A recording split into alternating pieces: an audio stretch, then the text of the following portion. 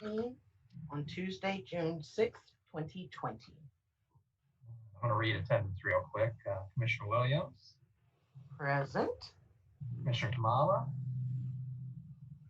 I'm here. Present. Commissioner Brown. Here. Commissioner Henson.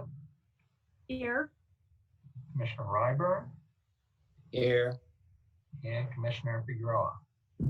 Here. We have a quorum. We will move forward. I don't believe that we have any public comment this evening, do we, Jason? That's correct. Nobody's contacted me. Okay. I can have a motion to approve the meeting minutes of the February 18th, 2020 meeting. So moved. Moved by Janae. Brown, second. Second by Terry. Any discussion? Hearing none. All those in favor? Oh, hold up. Got to go through them all again. Right. I was waiting for you. I'll do Commissioner Tamala. Aye. Commissioner Brown. Aye. Commissioner Henson. Aye. Commissioner Ryburn. Aye. Commissioner Figueroa. Did we lose him? Did we lose it? I think it looks like he dropped off. We'll see when he gets back, but we've got enough to keep going. Commissioner Williams. Aye. Any complaints? No updates there. I will add here that Luis has been sending me great suggestions, which does not violate the Open Meetings Act. One of the things that he has asked that I try to get accomplished is that the Human Relations Commission has its own email address. And I have talked to City Manager Pam Reese about that, and that's something she's working on. Now, how the details of that will go, I think I would imagine that probably the chair and the staff liaison would be me and Jason at this current point would have access to it. But that would just be a way for people to feel like they're reaching out directly to the commission as opposed to one of the city's attorneys. So thank you, Luis, for that. I was just telling them, giving them an update on the public comment about us getting a direct email at normal.org based on your suggestion. Unfinished business would be the 2021 MLK luncheon planning. What do you guys think? I think we have, we're in a much different time now than we were when we were having this conversation in February. I have thoughts of my own, but I'd like to kind of hear what you guys think. Yeah, Ben, if you're not on mute, we'll let you go first. Ben. Oh, okay. I was muted, just didn't know it. I know that in September, NAACP is doing a virtual Freedom Fund banquet. So I don't know what it'll look like in January, but we might try to do something virtual that I think would still bring people together and accomplish what we are trying to accomplish. Jay? I was gonna ask if we heard anything from Bloomington Human Relations Commission. Related to this, no. The last conversation or email exchange that we had was about us having a joint meeting to discuss planning. But the world has changed dramatically since then. So I thought we would all get on the same page and then we can reach out to them to see if they agree with our approach or if they have a different approach they'd like to take. Yeah, I mean, virtual is always an option. I think the spirit of it and coming together. I don't know how effectively it's going to look like.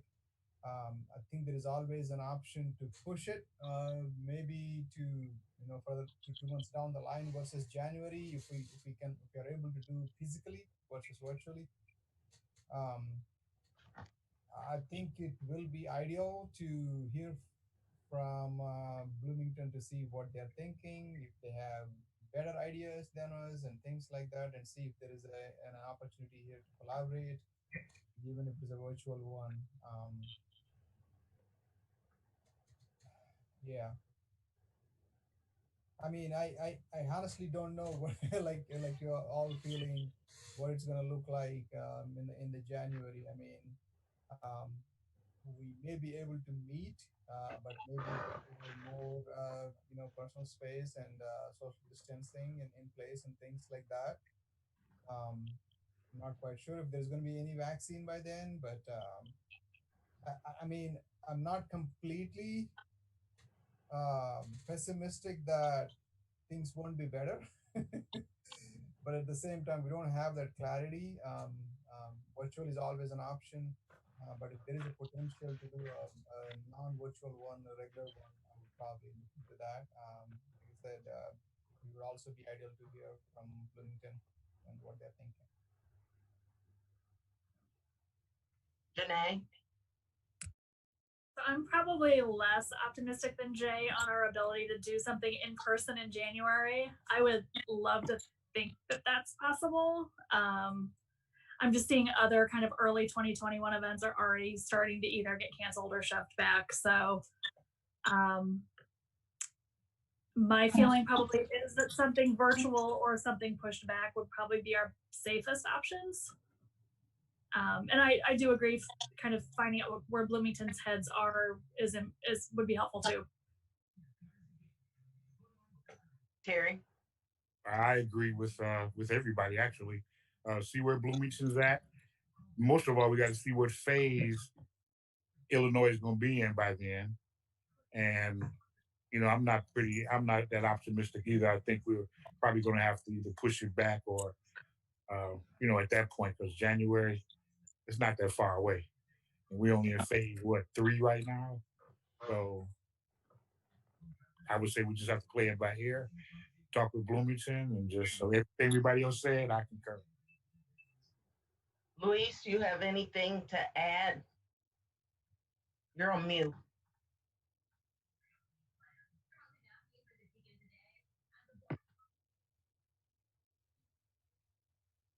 Okay, maybe we can't hear him currently, so maybe if he joins us, if he unmutes, if he has something to share. Oh, we lost him again. I agree.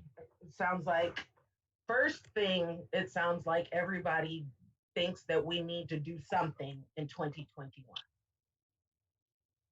Is that correct?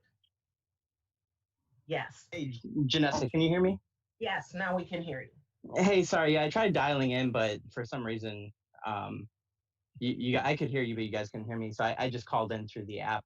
So in regards to, my thoughts on the MLK event, obviously, like that's what the HRC is known for.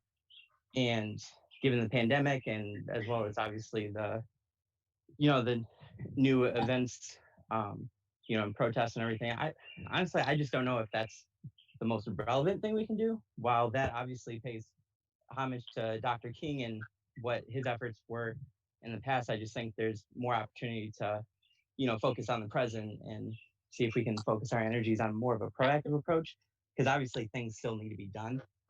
So, I mean, overall, I just think continuing planning that would be a safe option.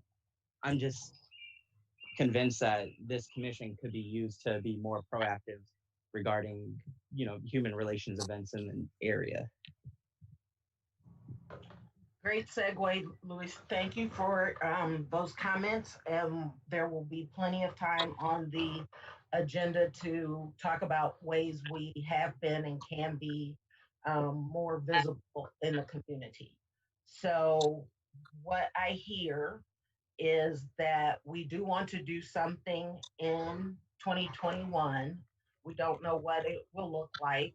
It could potentially be virtual. We may push it back based on previous conversations. I don't know that pushing it back, because I think you'll recall we considered pushing it back to April before, and got great resistance to that.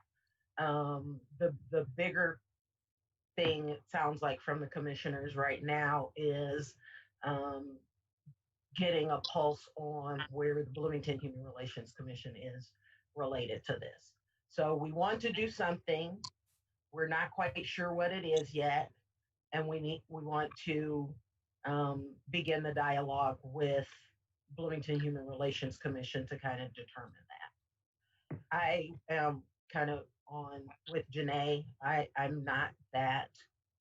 Um, I'm more pessimistic that we won't be able to have an event larger than 50 people in January.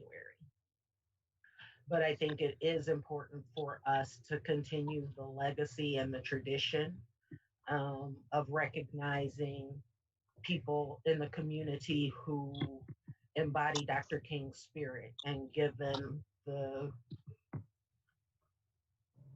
recently highlighted events surrounding the Black community, I think we will have the opportunity to have um, significantly more candidates, because there are quite a few people doing quite a lot of work in the community.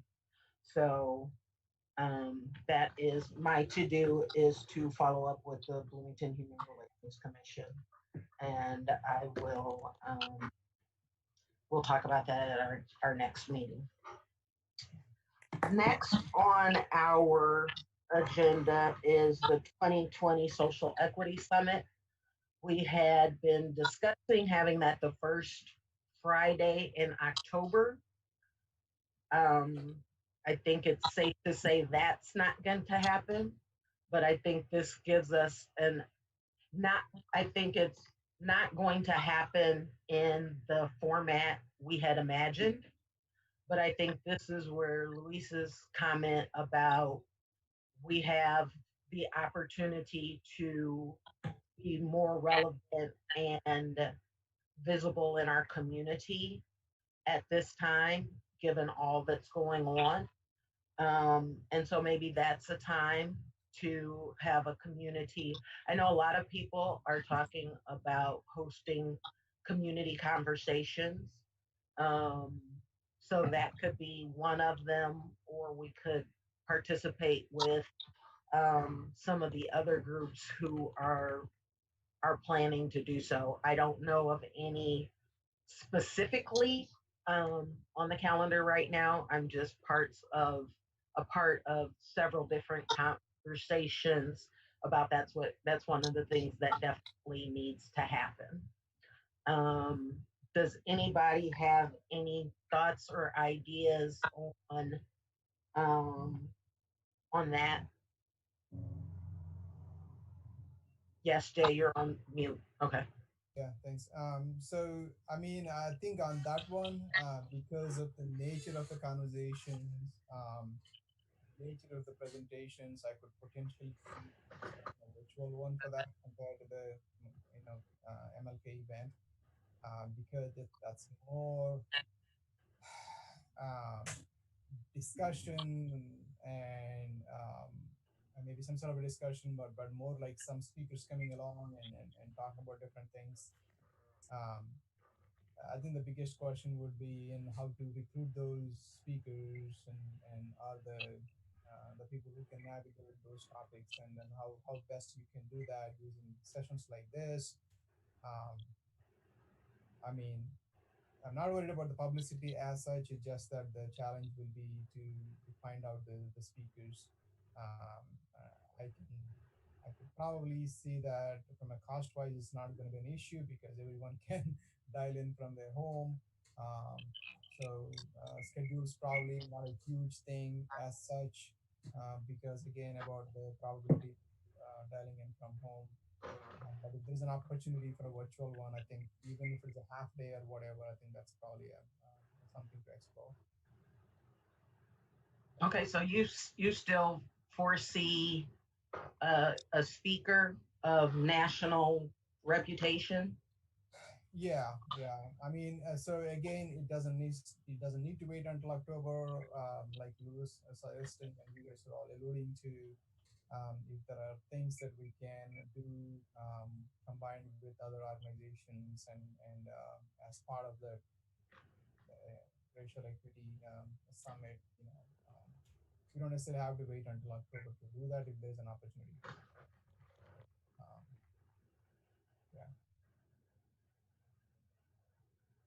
Anyone else?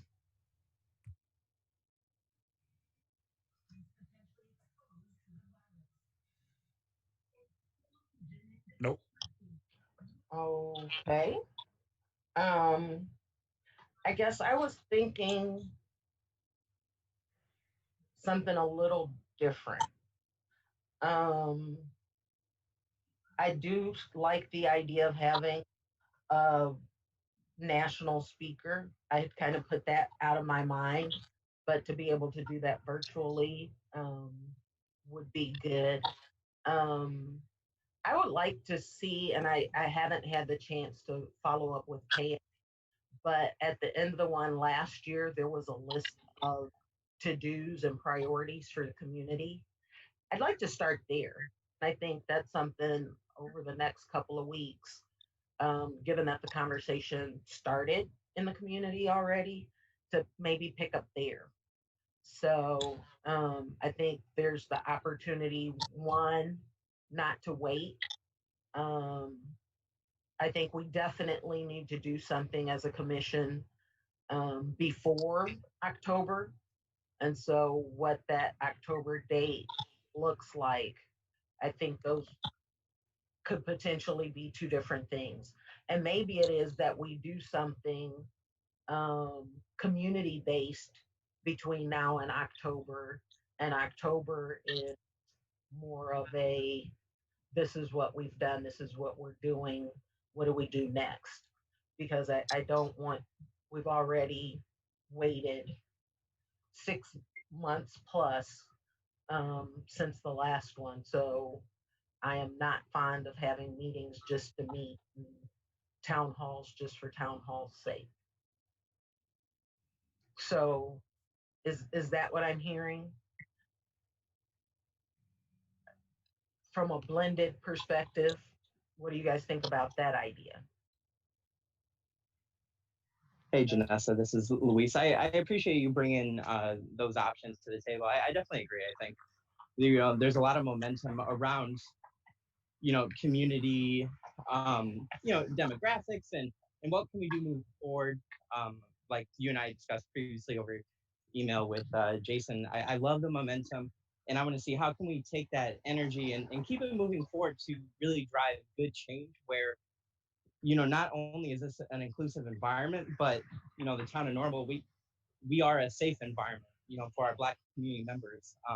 And I don't know if that's what ISU is planning, but overall, I definitely think, given the state of the nation, we're much past the point of trying to be inclusive. Now it's like the burden of proof is on us to say, hey, we are like this is a safe community for everyone, and here's what that looks like. So being more transparent, being the bridge for townspeople to be able to communicate with different government officials or the police department, holding I wouldn't say holding people accountable, but just saying like, hey, this is what I'm concerned about.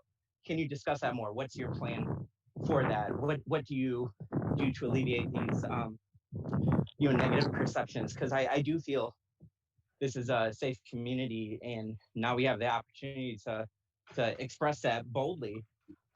So I definitely overall want to keep the momentum going and do something before October.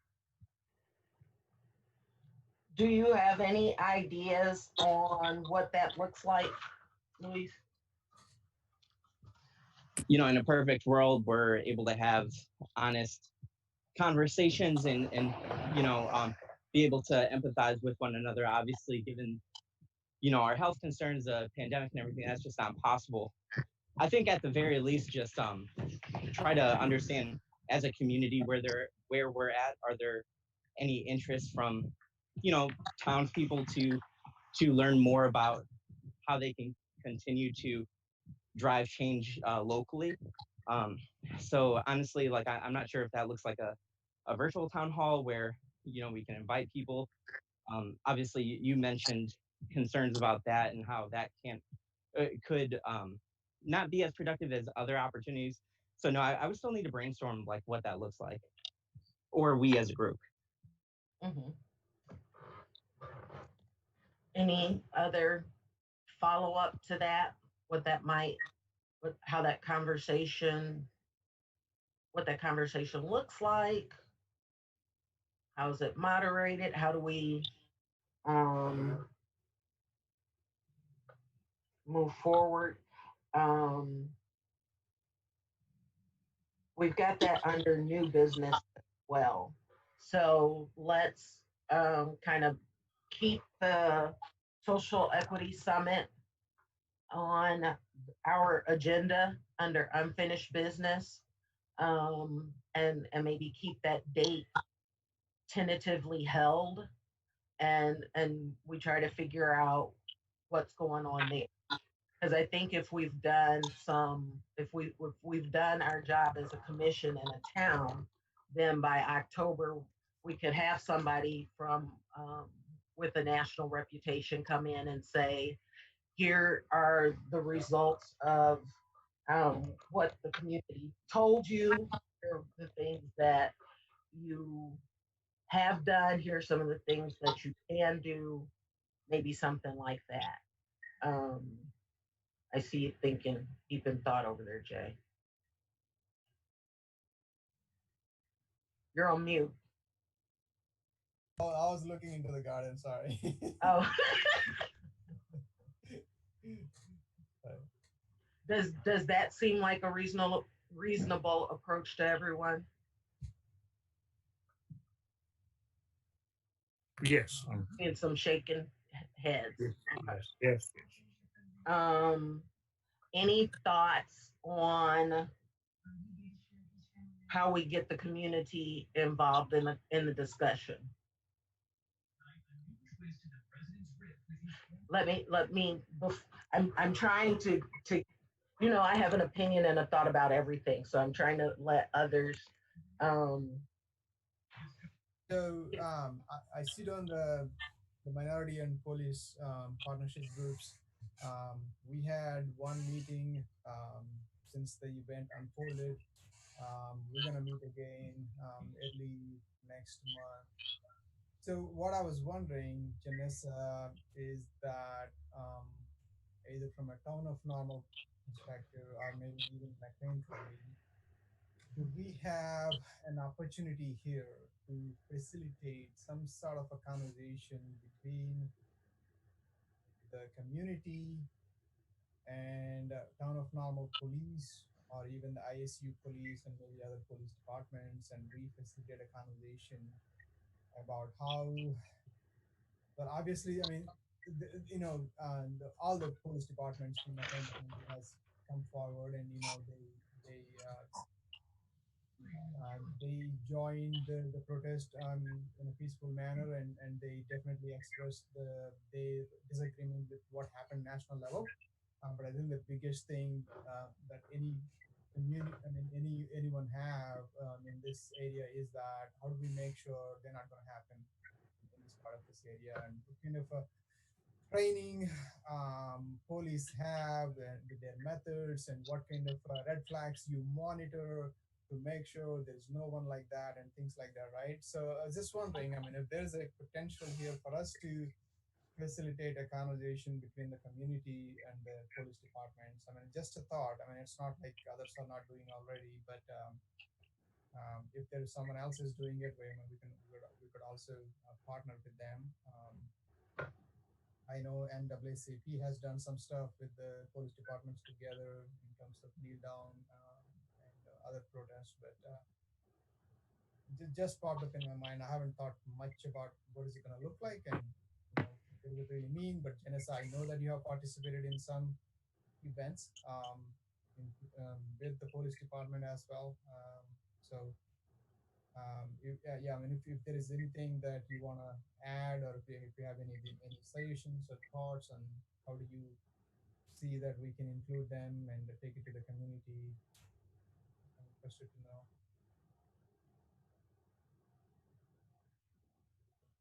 I'm a huge fan of collaboration and not recreating the wheel. We don't necessarily, as a commission, have to be the one, the normal human relations commission in collaboration with somebody else. It can be MAP or NAACP, and we can collaborate and get our respective circles to attend. Because one of the things, and it may just be the events that I'm attending, because there have been so many, it seems like it's the same people. So if we can get a broader group of people together for a conversation, um, that would be ideal. And I have been working with the NAACP to try to get them to take that on and let us collaborate with them on that. Um, I want to make sure that when I say that as a commission we're more visible, it's not about me. But if you remember, one of the things when I was voted chair, you sent me to speak with the mayor to see what it was that he wanted from the commission. And that's one of the things that both he and the city manager stressed, was that the commission needed to be more visible in the community. And I think that we're starting to do that. I think we're doing a much better job of that. We've got our name tags. We're going to talk about apparel, so that when we go to different events, we can be identified as with the town of Normal and still have the Human Relations Commission logo on them. So it's not about me getting the spotlight or anything like that, but the commission as a whole, so that, because I agree that we have a unique opportunity at this point to, this may sound harsh, but increase the relevance of the commission at this time, um, because we need to be about more than planning an annual luncheon, which is something we've all talked about and agreed. And so it's not news to anyone. It's just, what does that look like and how do we do it? And given all of our very busy schedules and other commitments to other organizations and family and work and things like that, how do we best fit that in? And us taking on additional events is not the way, in my opinion. Okay, so I'm going to recap what I've heard so I make sure I know what I'm supposed to be doing to follow up.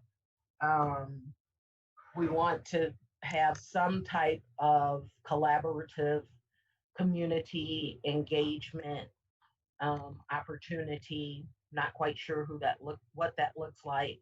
Perhaps it's with MAP, perhaps it's with the NAACP, perhaps it's with both. I'm going to follow up to get the notes from last year's summit to see what was identified. And then I think we need to figure out, we need a community engagement. How does the community feel about what's going on and where we are as a community? I think there's another group, Normal 2040, is that it? I think they've done some work with community members to see where are the opportunities for improvement in our community, so we can look at that as well. as a starting point, and then in October have some sort of, this is what we see, this is what we've done, this is what we need to do. Is that accurate? Did I miss something? Yeah, that sounds good to me. I mean, yeah, you're right. I think as part of the 2040 plan, Town of Normal and the of course the police department is part of the Town of Normal government. I guess they're pretty much interested in how to reach out to the community and build those relations and tell their side of the story and improve the relations between police and the community. So yeah. Okay. All right. Moving on to new business, the pandemic update and response. Again, Luis has been a busy commissioner. After the NAACP rally on May 31st, he gave me a call or an email or a text or something and was like, okay, what are we doing? Where's our statement? So, and I think it was even before that because I had the opportunity to talk to Pam at the rally about it. And their rally was on May 31st, the statement from the town of Normal. And I was very surprised that the statement that came out, oh, that's pandemic, wrong issue, sorry. Pandemic is the update and response. I was asked by the mayor to sit on his advisory council. We've had 2 meetings. I am very impressed with the breadth of people on the council. So they're the president of ISU and Heartland. There's a representative from Unit 5. There are business owners. There is a physician in private practice. There is an executive from Advocate, as well as someone from the public health department. So you've kind of got a lot. You've got and small businesses included. So I've taken the approach that my role on the council is to speak from a community perspective. I had the opportunity to reach out to different community members, including some of you on the council one-on-one, to kind of get a feel for what we thought were some of the issues from a community perspective. And I've been able to share those with both the council and was interviewed by WGLT. One of the things that I said that I was misquoted on was that I was against all the schools K to college opening in the fall. My statement was I was 100% against having 20,000 18 to 24-year-olds return to our community, and we have not gotten a strong handle on testing, tracing, and transparency. As the council has developed, it seems that many of the new cases, even in our community, are among 20-year-olds, the 20-somethings, those in their 20s. And that once we get to August, as we have phased in reopening, that as a community, and I don't know about you, but anecdotally, I see people not social distancing, not wearing masks, those kinds of things. Now you put the racial tension and unrest in the country on top of the pandemic, and you get some of that, but going to the grocery store and people refusing to wear masks or not social distancing, by the time we get to August, I think people will really be much more lax on that. The other concern that I've shared, that was shared with me, was a lot of the decisions seem to be made based on economics and emotions and from a consumer's perspective. So I want to be able to go to the bar and have a drink. I need to open my business. And so um, as a business owner myself, and with over 30 years of experience in the business community, I also understand those concerns. However, from a human relations perspective, what about the people who have to provide the services? So, what about the people who work in Walmart or Target or the grocery stores? What about the people who, if the schools return, whether it's K to 12 or universities, what about the people who have to um, clean, the janitorial staffs, the office staffs, those people? And so that's the approach that I've taken on the council, is providing a voice for the voiceless, because a lot of times those are the people who don't have the option to work from home, who don't have the option to not go to work if they don't feel safe, or if they're sick, or someone in their household is sick. And so I've just been able to raise those issues. I am very glad that I'm able to share my concerns and not responsible for the decision. Um, and those meetings come, like I said, we've only had two, and that's kind of been the approach. If there's anything any of you ever have a concern about, because I am on the council, if you would please send me a text, an email, a phone call, or something, so that I can bring that up. I know that ISU is, I, they're looking at some sort of phased approach. I haven't had the opportunity to actually read what their plan is, particularly as it relates to having students return to campus, and as it relates to having staff return, particularly those who would be responsible for cleaning and providing food services.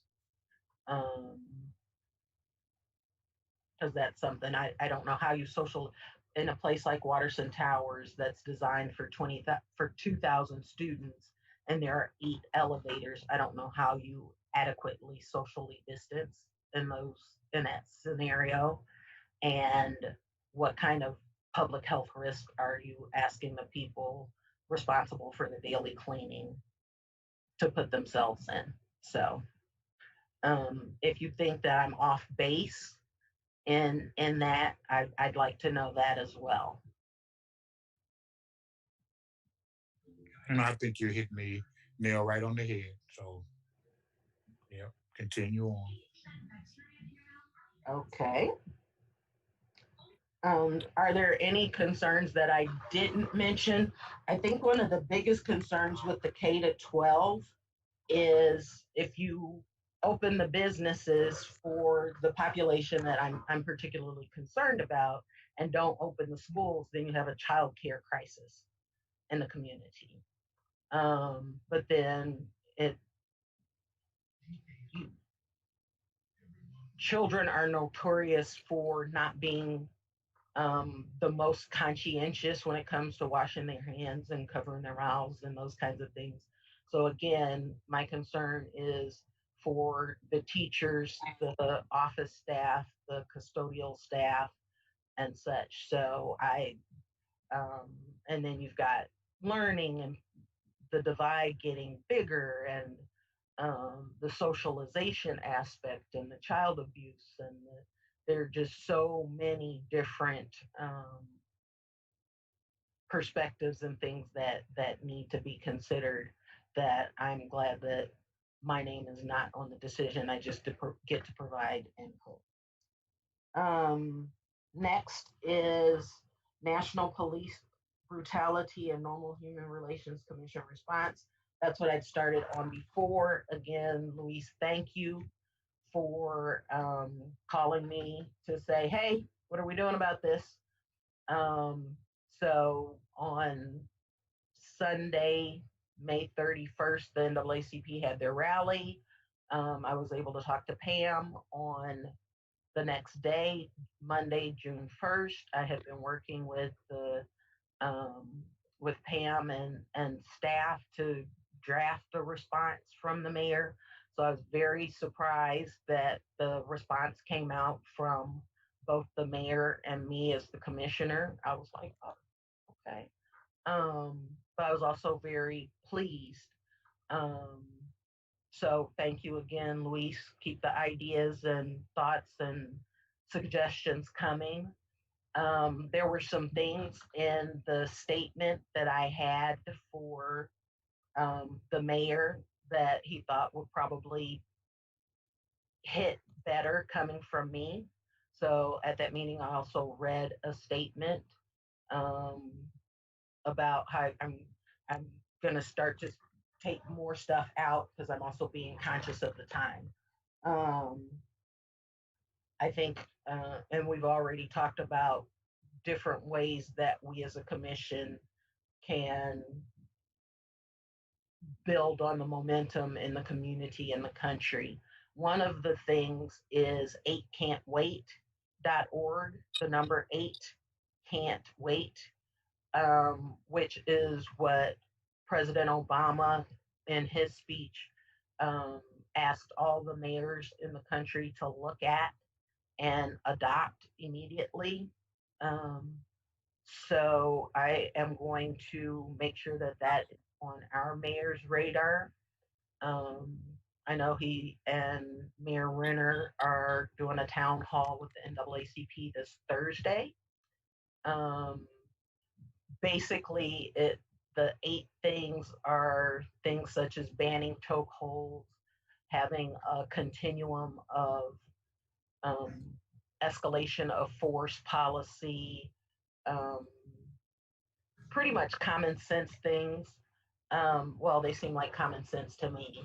And things that I think, and Jay, you could probably speak to this even better than I can about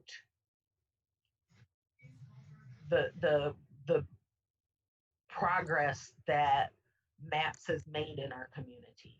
So there were very real issues, not that all the issues have been addressed and that there are no issues with the police in our community, but I would like to think that things have gotten better over time because there is an open dialogue between community members and the police departments.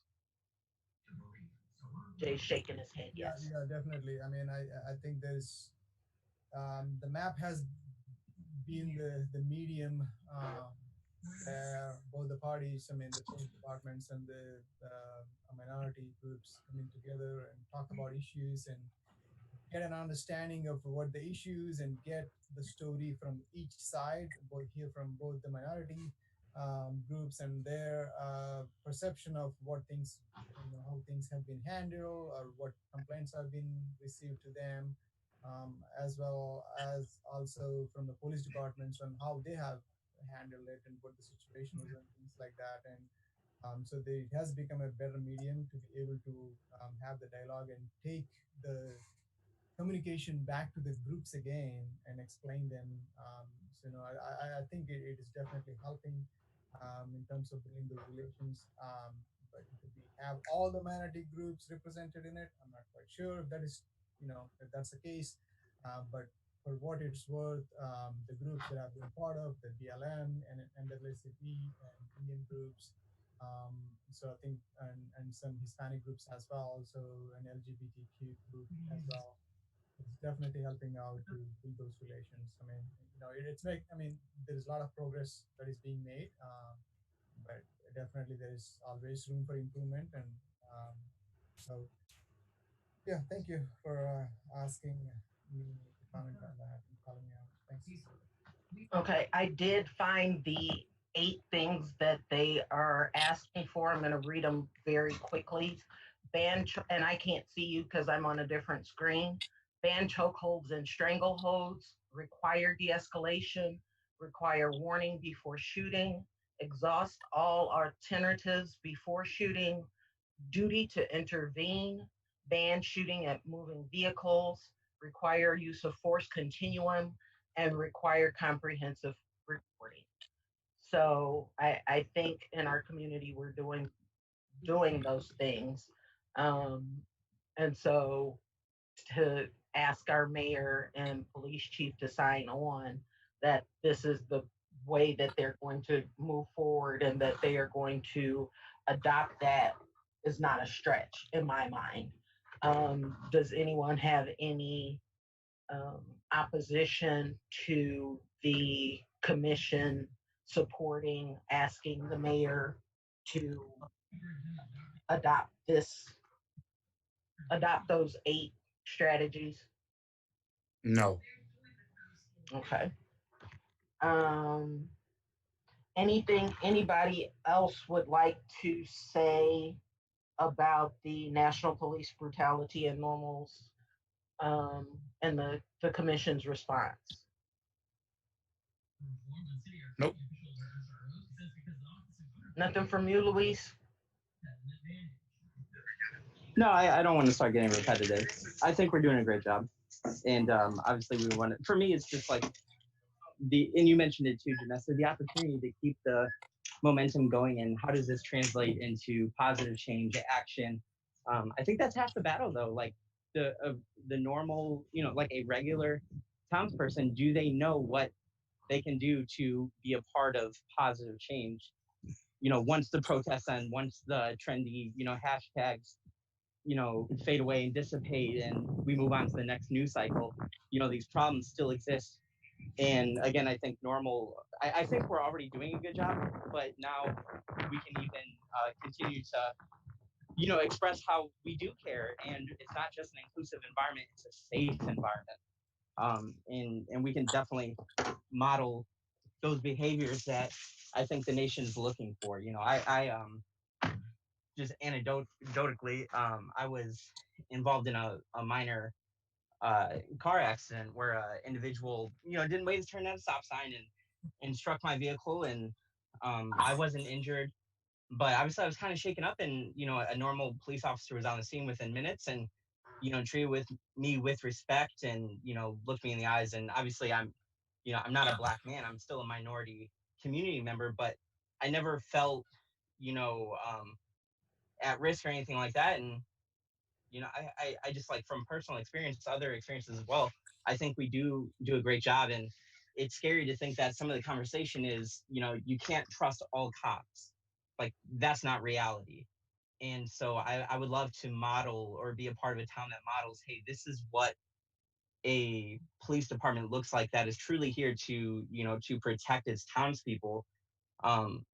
Unfortunately, we're in an environment though where the burden of proof is now on the police departments to say, hey, prove to me you're not, like these other ones that we see on TV. So all of that to say, hey, there's just so much more we could be doing. And I think the town the momentum's there. They just need that next step planned out for them. We have to shape that path if we want to modify human behavior. Okay, thanks. Like I said, keep the ideas and suggestions coming. As you can see, I do act on them and pass them along. Next on our agenda is the apparel. I didn't send the mock-ups out, Jason. I think did I send them to you, Jay? No. Okay. So basically it's the Human Relations Commission logo. And what I was telling Pam, Jason, if you could maybe send those out and have people respond so that we are not in violation of the Open Meetings Act. What I suggested was the green that the town of Normal uses. There's a normal green with the white logo was my suggestion. If you guys have a different suggestion, let us know. I'm Are these like polos or what? We didn't get that far. Okay.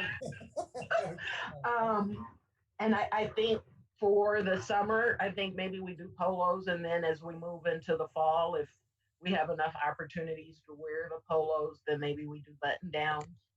I don't know. Jason? Yeah, I think the thought was to start with polos because they can kind of run the gamut of the whole year. You can dress them up, dress them down, and kind of Great. go from Go put a blazer on over them or whatever. Okay. So, Jason, I'll look to you to kind of pushing that through. can do. Thank you very much. Next up, the 2020 census. I hope that you all have completed your census.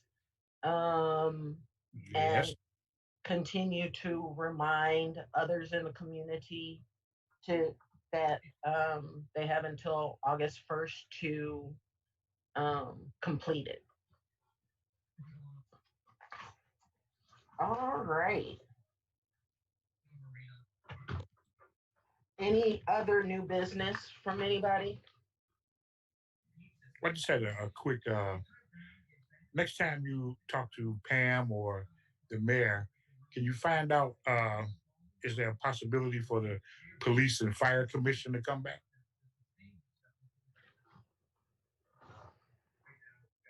Is there some like police union thing that caused that to be disbanded in the beginning, or because I know Bloomington still has theirs, and when we had ours, it was you had that citizen input into the interview process of police and firemen. And sometimes some of those tough questions, you could kind of tell if somebody was shying away from answering.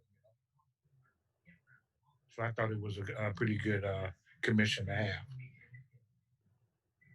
Okay. That's all. I most certainly will. Okay. And I'll just be transparent here, rather than creating a new commission. I don't know why that wouldn't live with the Human Relations Commission. I know that would work as well. Yeah. That would require changing the law for the town ordinances. But that's on my radar. So thank you for bringing that up. I will be speaking with Pam about a number of issues this week. So. All right. Thank you. Any other new business?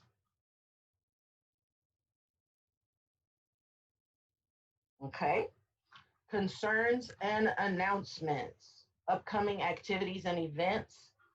As I stated before, the NAACP is hosting a virtual meeting with the mayor. Okay, clearly something I'm doing my speaker does not like. I'm looking to find out the time and date.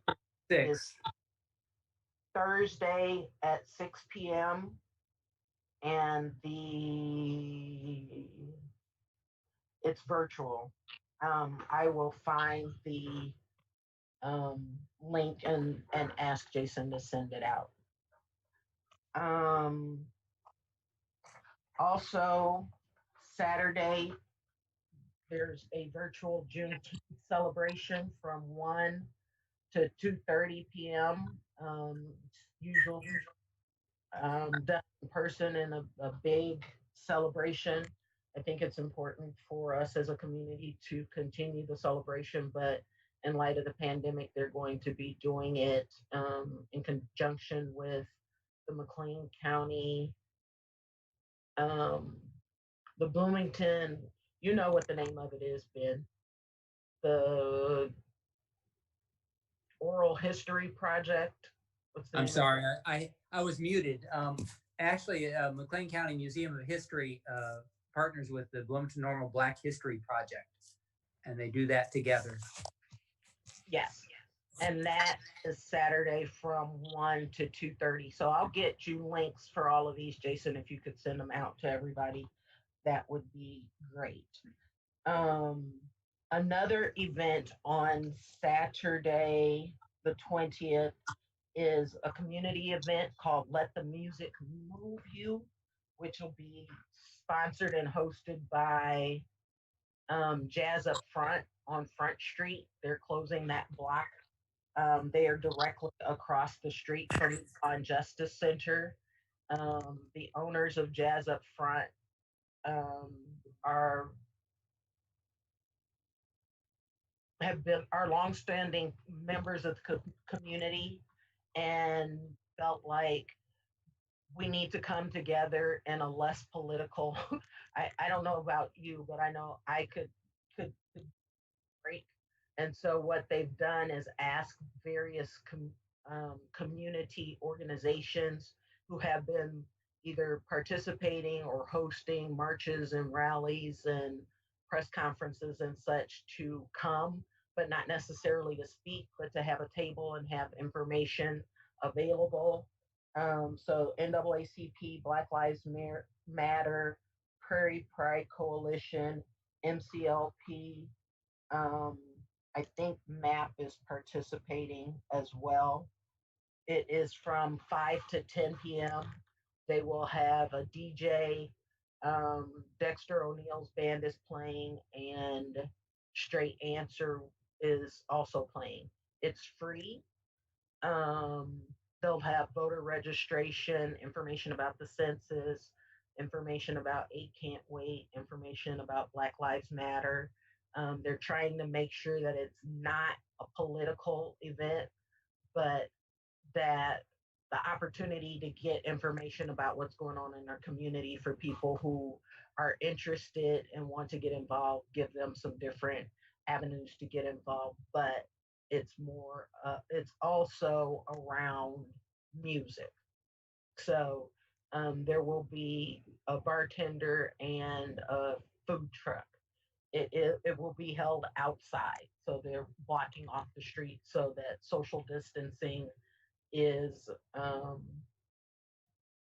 can be managed, and it is also something that you can bring your children to. It is. They do plan for it to be family friendly from 5 to 10. So I would imagine most people with kids would probably want to leave by 8 or so, but they'll be doing voter registration and such from 6 to 8. That is, those are the activities I have. Are there anyone else would like to share?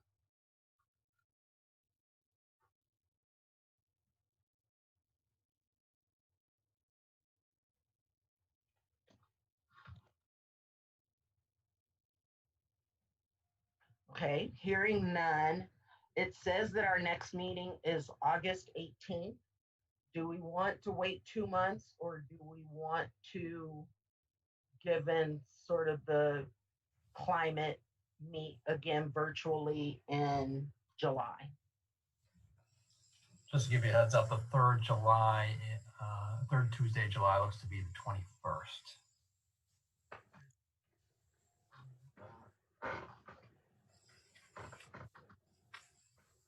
No, I see good. Does that seem to work for you guys? What do you think? Do you think we need to have a meeting? Should we cancel the meeting? As of now, there's no regular meeting scheduled, so there wouldn't be anything to cancel right now. That's true. Thank you, Jason. So just leave it open. Anything come up, just call. Mm-hmm. Okay, Luis, you were going to say something? Yeah, I was going to say, I definitely think it would be beneficial to have a meeting, but only if we could maybe get some sort of email correspondence going, to have like, a shared dialogue of meetings or ideas or anything like that. So if we do have a meeting in July, it's not brainstorming again. It's more of continuing to put into place like an action plan. Like, hey, here's what we discussed. Here's what the logistics look like. So I would be in favor of that. But if we're not at that space, then I wouldn't see how another meeting would benefit. Jay, Ben, Janae? Yeah, I was thinking a meeting would help given the circumstances. I mean, if you don't have a lot of progress by then, or if we think a meeting is not warranted, we can always cancel. I mean, that's what we were doing with MAP. We usually meet once in 2 months, but there was a consensus among the group to frequently succumb to census, and that's to see what the group can help alleviate or help with. I was supposed to be in India at the time, but I'm not going anywhere. The flight may not happen. I think the bad part is that if I do travel, they're gonna quarantine me for 14 days. So no, I'm not gonna opt in for that. So, irrespective of whether I have infection or not, that's the standard procedure. Janae or Ben, you have any thoughts, comments? Sorry, you guys can all see my arm as I unmute. Yeah, I'm in agreement with the dialogue that we've been having in terms of, I think if we have enough actionable items to warrant conversation, we could go ahead and get it on the books and then cancel if not. Okay. So what I'm certainly not going anywhere. Exactly. Yeah. So why don't all of you put it on your calendars tentatively, and then the week of July 6th, so that's essentially 2 weeks from now, if there's enough movement for an update, then we'll move forward. If not, we'll erase it off our calendars since it's not actually scheduled. We're scheduled to be off in July. So I'll either get my butt in gear and we'll meet, or I won't. You will not meet in July as previously scheduled. Yeah, hopefully we'll hear from Bloomington, and hopefully there will be something to discuss. But Okay. Yeah, you guys, as always, leave me with a list of to-dos coming out of every meeting. So I don't know how I end up, in positions that have always, the previous person just kind of sailed through. Then I get in and people want me to actually do stuff. Not a knock against any of the previous administrations. It just seems like you guys have a lot more stuff for me to do than we did for than we had for the previous chair. So, which is not a bad thing. It's a good thing. I appreciate all of you. I appreciate that you guys are active and engaged in your bring different perspectives to this commission, that you are not looking for resume building. You are not looking to have your time wasted. And I truly, truly, truly appreciate that.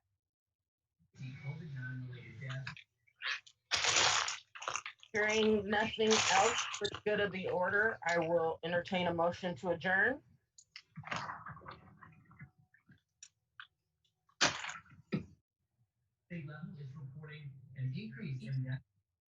So moved. Okay, Janae has moved. Can I get a second? Second. Jay, second. It's been moved and seconded. Hearing no discussion. Jason, can you call the vote? Commissioner Tamala? Aye. Commissioner Brown? Aye. Commissioner Henson? Aye. Commissioner Ryburn? Aye. Commissioner Figueroa? Aye. And Chairwoman Williams. Aye. The meeting is adjourned at 6:19 p.m. Thanks, everybody. I appreciate you. Thank you. Thank you. Okay, thanks, Janessa. See everybody. See you guys later. Have a good one. Bye-bye.